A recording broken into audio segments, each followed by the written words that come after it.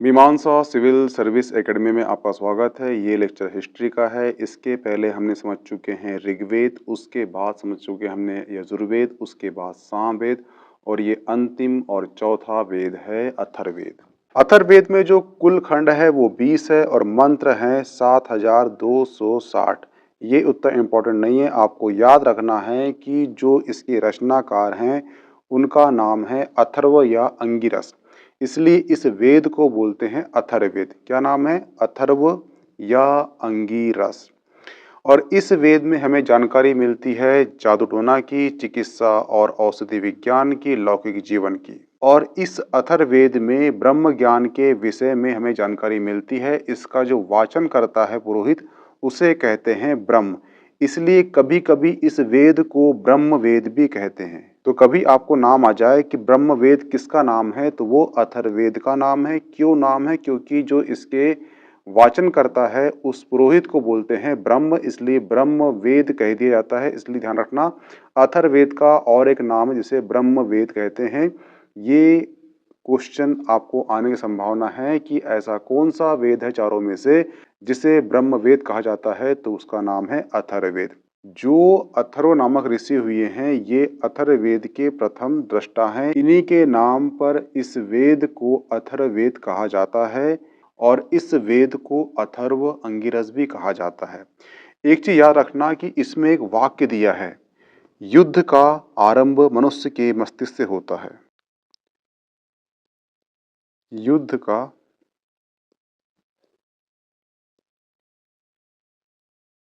प्रारंभ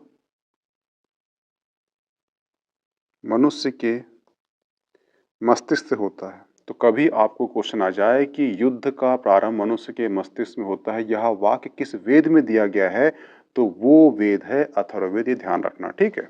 एक और वाक्य इसमें दिया गया है और वो भारत का राष्ट्रीय आदर्श वाक्य है और यह वाक्य है सत्यमेव जयते। और इस वाक्य का उल्लेख हमें मिलता है अथर्ववेद का जो उपनिषद है उसमें मिलता है और उस उपनिषद का नाम है मुंडक उपनिषद। एक फैक्ट याद रखना कि जो मुंडक उपनिषद है उसमें यज्ञों की तुलना टूटी हुई नाव से की गई है। तो एक बार यूपीएससी हो या उत्तर प्रदेश पीएससी हो या स्टेट पीएससी हो, वहां पूछ चुका है कि यज्ञों की तुलना टूटी हुई नाव से की गई है, इसका उल्लेख किस उपनिषद में दिया गया है, तो वो है मुंडक उपनिषद। और जो मुंडक उपनिषद है ये किसका उपनिषद है, तो वो है अथर्ववेद का। और मुंडक उपनिषद से ही भारत का राष्ट्रीय आदर्श वाक्य लिया गया है और वो वाक्य है सत्यमेव जयते। और मैंने आपको पहले ही बता चुका हूं कि हर वेद के 4 भाग होते हैं, ठीक है। एक है संहिता, एक है ब्राह्मण, एक है अरण्यक, एक है उपनिषद। तो जो अथर्ववेद की संहिता है वो है अथर्व, जो अथर्ववेद का ब्राह्मण है वो है गोपथ। ये इसे आईएमपी लगा लो, ठीक है। अरण्यक और जो अथर्ववेद का जो अरण्यक है, ध्यान रखना इसका कोई भी अरण्यक नहीं है। चारों वेदों में जो अथर्ववेद है उसका कोई भी अरण्यक नहीं है, ये ध्यान रखना, ठीक है।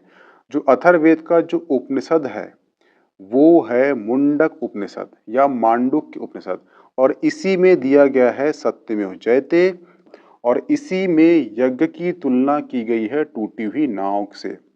तो ध्यान रखना, जो अथर्ववेद का उपनिषद है ये काफ़ी आपके लिए आईएमपी हो जाता है क्योंकि यहाँ से ही भारत का राष्ट्रीय आदर्श वाक्य सत्यमेव जयते लिया गया है और इसी उपनिषद में यज्ञों की तुलना टूटी हुई नाव से की गई है और ये क्वेश्चन में भी यूपीएससी में पूछ चुका है प्री में। हुआ क्लियर? तो ध्यान रखना।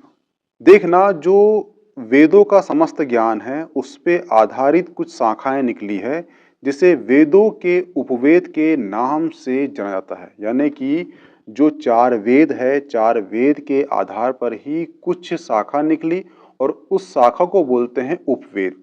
तो ये क्वेश्चन पूछता है कि ऋग्वेद का उपवेद कौन सा है, यजुर्वेद का उपवेद कौन सा है। तो इस प्रकार से आपको याद रखना है कि ये वेद हैं और ये वेद के क्या हैं, ये वेद के उपवेद के। तो ऋग्वेद का उपवेद क्या है, वो है आयुर्वेद। यजुर्वेद का उपवेद क्या है, तो वो है धनुर्वेद। जो सामवेद का उपवेद क्या है, तो वो है गंधर्ववेद। और जो अथर्ववेद का उपवेद क्या है, तो शिल्प वेद है। यानी कि क्या है, जो वेद हैं उसके समस्त ज्ञान पर आधारित वे शाखाएं जो वेदों से उत्पत्ति हुई है उसे उपवेद कहते हैं। और 4 वेद हैं और चारों के 4 उपवेद हैं। ऋग्वेद का आयुर्वेद, यजुर्वेद का धनुर्वेद, सामवेद का गंधर्ववेद और अथर्ववेद का शिल्पवेद।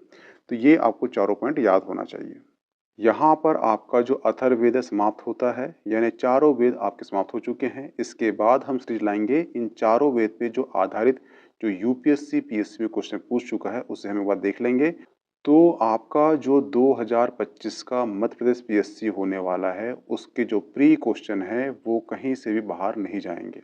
मिलते हैं नेक्स्ट लेक्चर में। Okay, thanks.